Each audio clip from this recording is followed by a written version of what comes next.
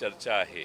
याचा अर्थ अध्यक्षांनी आदेश देऊन देखील विधानसभेमध्ये गॅसच्या परिस्थितीची माहिती देण्याची तयारी सरकारची नाही असा त्याचा अर्थ होतो। गॅसची किती दुरावस्था झालेली आहे हे नाना पटोलेजींनी सांगितलेलं आहे आणि म्हणून गॅसचा प्रश्न हाताळण्यात राज्य सरकारला आणि केंद्र सरकारला पूर्ण अपयश आलेलं आहे आणि त्यामुळं या राज्यातल्या जनतेला राज्य सरकारने विश्वासात घ्यावं, पर्यायाने सर्व पक्षांना विश्वासात घ्यावं आणि हा गॅसचा प्रश्न कसा सरकार हाताळू इच्छितं हे सांगावं, हाच आमचा विधानसभेत चर्चा करण्याचा उद्देश होता।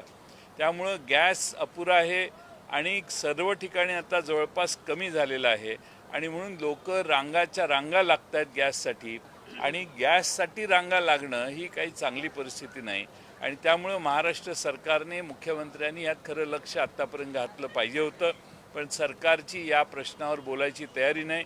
दुर्दैव असं आहे की सरकार विरोधकांच्यावरच खापर फोडतं आहे, पण गॅस नाही ही वस्तुस्थिती।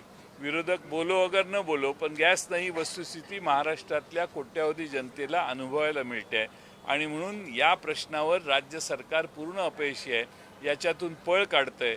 राज्य सरकारला यावर चर्चा करण्याची हिंमत नाही असा त्याचा अर्थ आहे। सर, आता अर्थसंकल्पीय फक्त 5च दिवस उरलेले आहे आणि या बजेटमध्ये हा तिढा सुटणार का गॅस सिलेंडरचा? गॅस सिलेंडरचा तिढा हा काही धोरणात्मक निर्णय घेऊन सोडवण्याची जबाबदारी सरकारची आहे। सरकार त्याबाबत काही करू इच्छित नाही। केंद्र सरकार आणि डबल इंजिन ज्याला म्हटलं जातं ते केंद्र सरकारही दोन फक्त बोटी तिकडनं निघाल्या ह्याचा आनंद देशभर मनवण्याचं चाललेलं आहे, पण कितीतरी बोटी आपल्याला रोज लागतात आणि त्यामुळं आपली दुसऱ्या देशांची झालेली मैत्रीचा हा भारतानं भोगलेला परिणाम आहे असं मला वाटतं।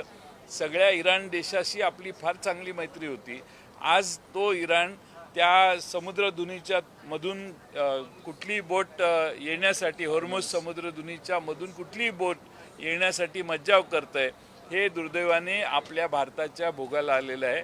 याचा परिणाम आपलं चुकीचं परराष्ट्र धोरण असल्यामुळे झाला का, हाही महाराष्ट्रातल्या जनतेनं विचार केला पाहिजे।